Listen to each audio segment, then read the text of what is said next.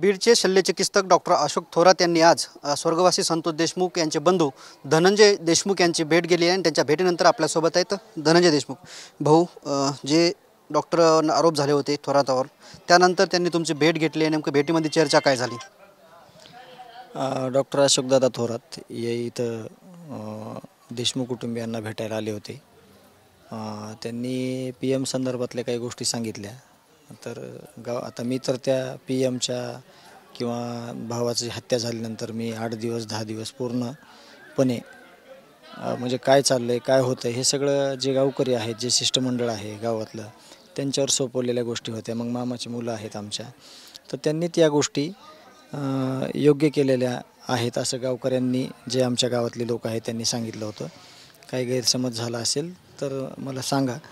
तर आमचे गावकरी जे होते जमा झालेले त्यांनी सांगितलं पण की दादा तुमच्याविषयी कुठलाही गैरसमज नाही आणि जे PM झालेलं आहे ते अत्यंत जसं आहे तसंच आपण त्या सगळ्या रिपोर्टमध्ये घेतलेलं आहे आणि रिपोर्ट सादर केलेला आहे। जे त्यांच्यावर आरोप झाले होते, अंजली दमानींनी आरोप केले होते की संशय घेतला होता पोस्टमॉर्टम, याच्यावर तुम्ही मग समाधानी आहेत? PM संदर्भात ज्या गोष्टी दमानी ताईंनी केल्या होत्या आणि बाकीच्या काही गोष्टी केल्या होत्या, माझं त्यांच्याशी बोलणं झालं होतं आणि दादांना आज बोललो मी।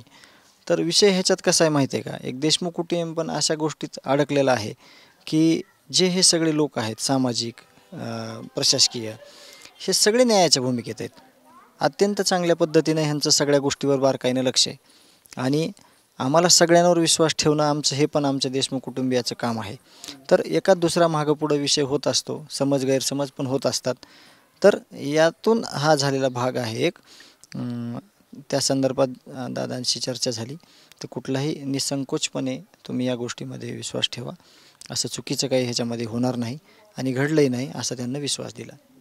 जे दमानी यांनी आरोप केले होते त्यावरती आपलं मग आता शंका आहे ते सगळ्या दूर झाल्यात का? नाही, दादांनीच सांगितलं बाकीचं काय माझ्या चौकशा आहेत, बाकीचं माझं काय आहे तो विषय इथं नाही घेणार म्हणले मी।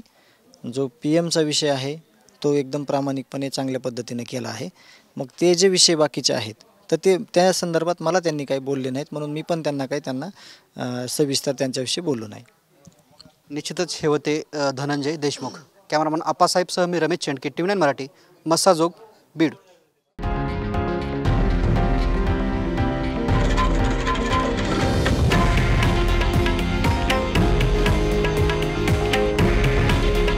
हे आहे देशातील नंबर 1 न्यूज नेटवर्क आणि आपण पाहत आहात TV9 मराठी। काळजी तुमची, हित महाराष्ट्राचं।